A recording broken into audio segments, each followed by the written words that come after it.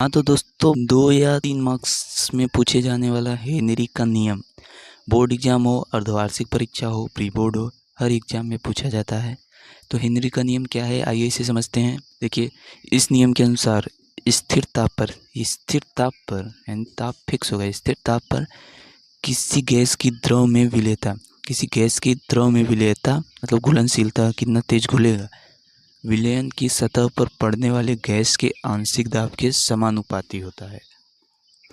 और दूसरा पॉइंट क्या है, डाल्टन ने भी हेनरी के समकालीन स्वतंत्र रूप से समान निष्कर्ष निकाला था। यानी डाल्टन भी एक वैज्ञानिक थे, उन्होंने भी हेनरी के जैसा ही अपना समीकरण दिया था। तो देखिए, हेनरी साहब का क्या है नियम, गैस की द्रव में विलेयता है, यानी विलेयता है बात गैस के आंशिक दाब के समानुपाती है। तो गैस का आंशिक दाब समानुपाती होगा विलेयता को आप लोग एक तरह से घुलनशीलता भी कह सकते हैं, कितना तेज कोई चीज़ घुलेगा। इनका हेनरी का नियम गैस और द्रव के बीच है, और राउल्ट का नियम जो है वो द्रव के बीच में है। ये डिफरेंस समझिएगा। गैस का आंशिक दाब समानुपाती होता है विलेयता के, और आंशिक दाब को पी से रिप्रेजेंट करेंगे, तो पी समानुपाती होगा। विलेयता को गणितीय रूप में लाने के लिए हम लोग मोल अंश का प्रयोग करते हैं। मोल अंश हम पीछे पढ़ चुके हैं, आप लोगों ने वो वीडियो नहीं देखा है तो चैनल पर जाकर देख सकते हैं। तो पी समानुपाती होता है मोल अंश के, तो यहाँ पर पी समानुपाती हो गया फाई, मोल अंश को फाई से डिनोट करते हैं।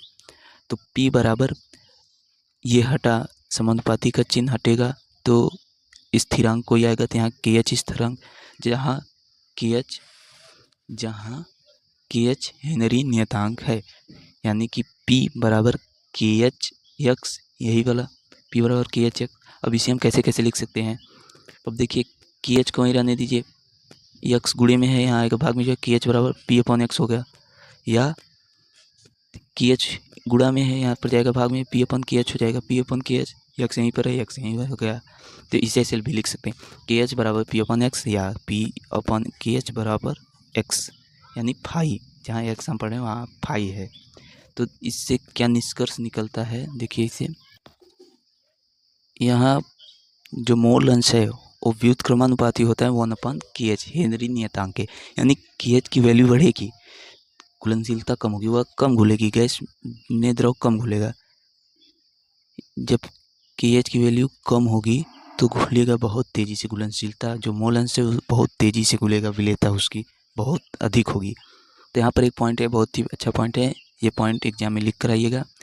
जब हेनरी का नियम पूछे, kh का मान गैस की प्रकृति पर निर्भर करता है, kh का मान गैस की प्रकृति पर निर्भर करता है, इसलिए समान ताप पर फिक्स टेम्परेचर पर विभिन्न गैसों के लिए, अनेक गैसों के लिए kh का मान भिन्न भिन्न होता है। इसके अनुसार देखिए kh का मान गैस की प्रकृति पर निर्भर करता है, पहला पॉइंट तो यही हो गया। इसलिए समान ताप पर फिक्स टेम्परेचर, समान ताप पर विभिन्न गैसों के लिए kh का मान भिन्न भिन्न होता है, मतलब kh का मान अलग अलग हर जगह होता है। आई होप हेनरी का नियम क्लियर हो गया होगा। अगर वीडियो अच्छा लगा तो लाइक करें, चैनल को सब्सक्राइब करते हैं। मिलते हैं किसी नेक्स्ट वीडियो में नए टॉपिक के साथ, तब तक के लिए बाय।